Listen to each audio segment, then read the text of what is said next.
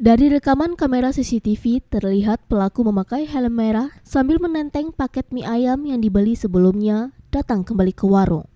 Pelaku menuju meja layanan yang sedang kosong ditinggal karyawan, lalu mendekatkan tangannya ke ponsel yang ada di atas meja.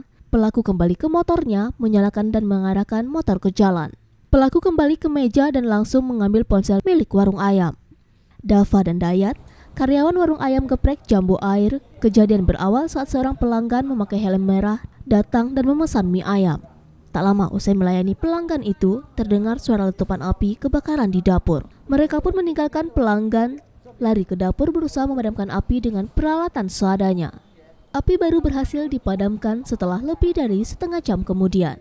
Pelaku membawa kabur ponsel merek Xiaomi berisi data-data dalam aplikasi warung ayam dengan kerugian diperkirakan 2 juta rupiah. Karyawan warung telah melaporkan aksi pencurian ini ke polisi, sementara pelaku yang wajahnya tak asing dan terekam jelas pada CCTV kini dalam pencarian polisi. Tapi kan habis ngelayani pelaku bang, dia minta mie kan, paket mie ayam. Kenapa sampai ditinggal itu? Karena ada apa bang, ada api kan kebakaran, hampir kebakar bang. Dia balik lagi setelah setengah jam kejadian kebakaran bang.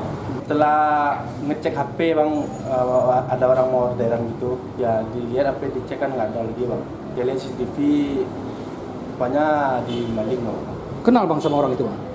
Enggak bang, tapi kayaknya pelanggan di sini bang. Yang biasa belanja sini kayaknya bang.